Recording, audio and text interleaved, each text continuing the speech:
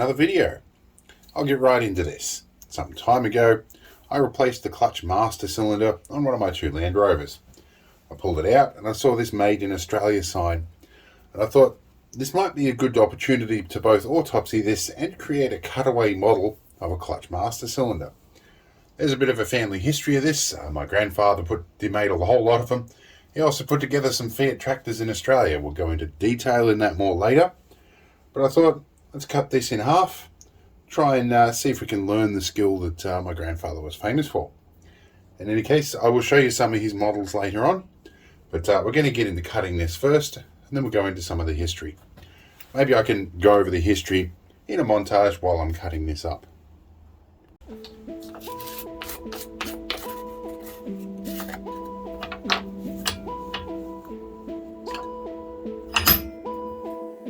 Right, I'm reading from a script here that's come from my mother. My grandfather's name was John, and he assembled the first Fiat tractors to be ported into Australia in the 1950s. The tractor was assembled first at the Fiat headquarters and workshops, which had been established in Moorabbin near Melbourne. John assembled the tractor using Italian instructions. Although he didn't speak or read Italian, he relied on his knowledge of tractors and motors and his knowledge of Latin to successfully complete the task. John went on to have a long career in the diagnosing and servicing of tractors across the state and became an expert in diesel motors and hydraulics. The disassembled tractors arrived in Australia in packaged large wooden crates, and before the era of shipping containers, and a couple of these very large wooden crates became cubby houses used by my mother and her kids. And during this career, John assisted with the training of agricultural students and apprentices, and he conducted lectures at the Dookie Agricultural College and also toured with a mobile education unit set up by Fiat during the 1960s. John hand-worked a number of cutaway diesel injectors and parts to assist with students and apprentices to understand the workings of these parts. The use of cutaway models was innovative at the time, and John developed some teaching aids to help students understand differing viscosity of oils and hydraulic fluids. I actually remember them very well. I used them myself in his little museum in his workshop. Got some very fond memories, and I inherited a couple of those, or at least one of those cutaways. We'll see some of them at the end of this video.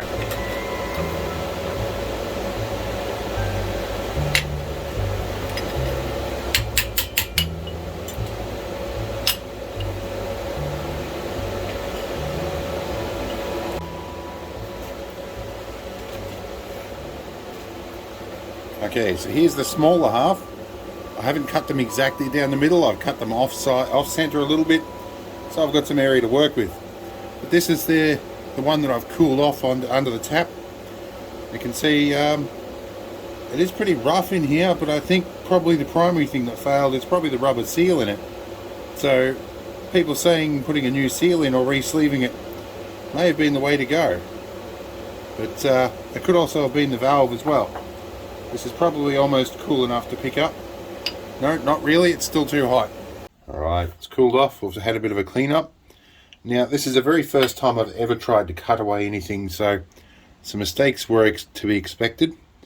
I cut through some loops of the spring here accidentally, but that was kind of to be expected. There's enough there to show where the spring goes. You can probably roll that around the back. Our piston, I sort of decided halfway through I might be cutting it in half, but I don't know at this stage. I might be able to get it off. I might just leave it as is. The original shaft, I was able to get that out intact, and I got half the original seal, so I'll probably end up epoxy gluing these together, but this should sit in well enough to understand what's going on with it, and also how the piston attaches and everything. Again, I cut through the spring here, but pretty sure with a bit of epoxy this should sit in place. This is not going to be an active model, it's going to be a sample one. This one.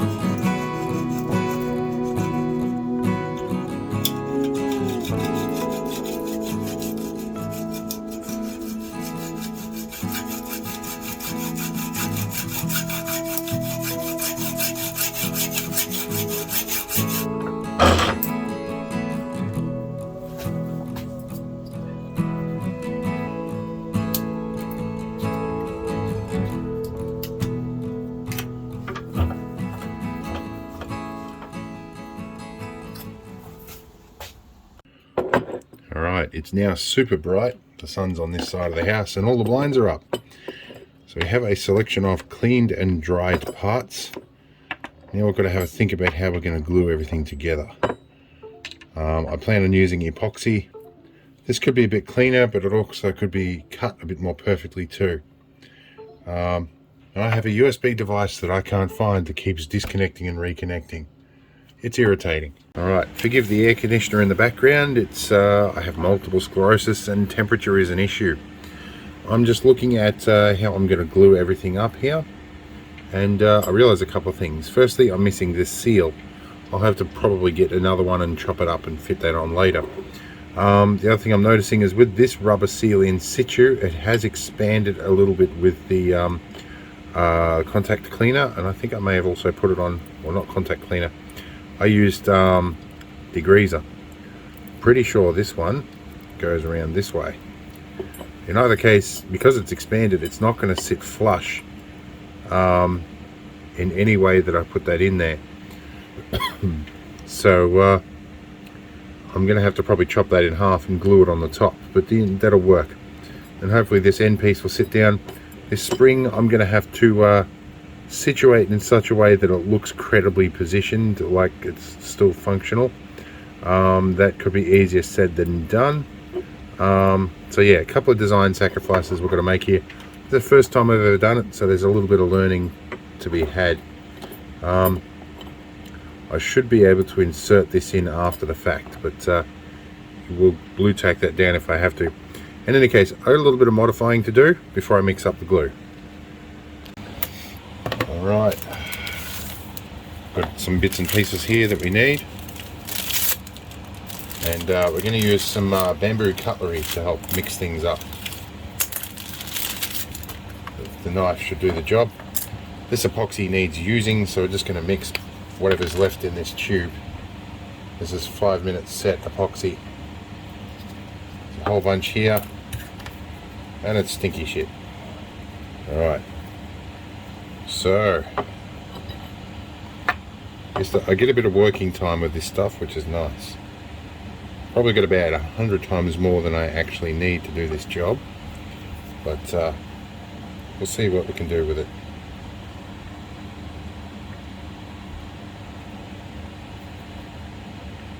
Alright,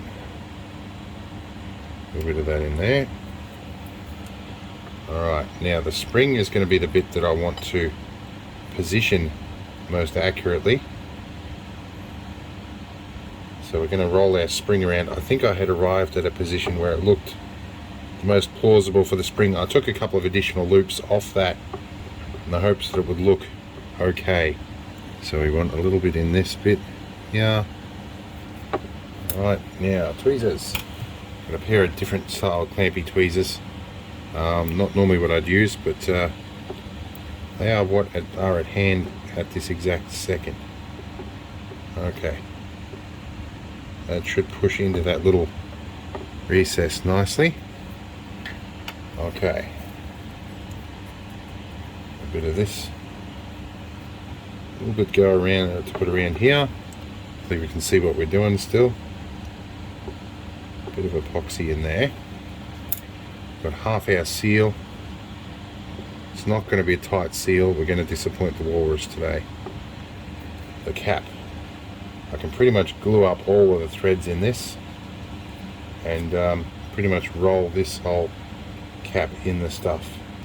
Anyway, the rubber seal on this is completely shot. Not usable for anything, even for display. Alright, so that should glue that piece on. Now, here was me trying to work out why I couldn't see anything. I had my overhead lights turned off. Alright, I think I've come to a bit of an idea on how I can do this. I'm going to glue it in with epoxy, and I'm just going to make the two bits up like that.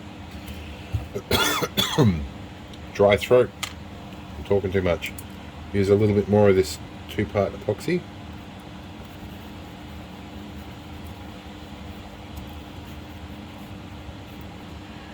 So what we're going to do, I think, is roll this whole guy around in this. It's not going to be pretty, but this whole thing isn't the prettiest. We'll stick that down on the blue tack and we'll position that about where we need it. And we're just going to let that set, I think. Alright, so next step, we've got to fire up noisy stuff in the workshop. We're going to laser cut ourselves a label. And my throat's a bit raspy from all the noise. Anyway, we'll do a label, we'll stick that on, and we'll show you the end product. Alright, it can be a bit hard to see what's going on here, but we're going to tell this to go. Sometimes we've got to tell it to go start twice. That should whiz away down here and etch through, and we'll see it at the end of the process.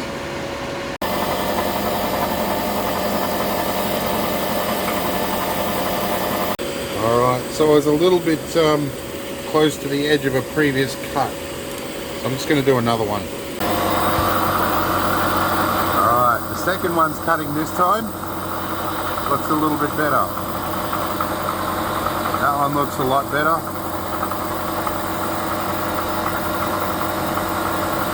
Alright, we have our two labels here. We have a good one, and our messed up one. We'll give this a little bit of a clean up with some IPA, and we'll attach it down here somehow.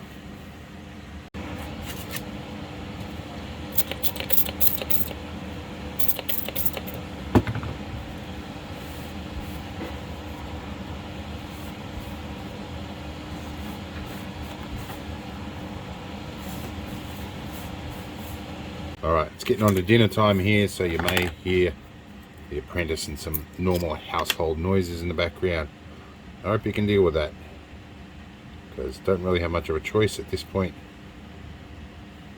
Hopefully this stuff, because this kind of plastic is an acrylic, and super glue is also an acrylic, it's cyanoacrylate, it should bond really well to this. And there's a little bit of moisture in the wood, so if we hold a bit of pressure on this, it should bond pretty much instantly. Now, I just noticed I got the label slightly cockeyed. Just enough to bug me, or maybe it's the grain of the wood. Pretty sure I got it cockeyed. In any case, it works. Now, let's go around and park it next to the things I'm trying to imitate and see how it stacks up.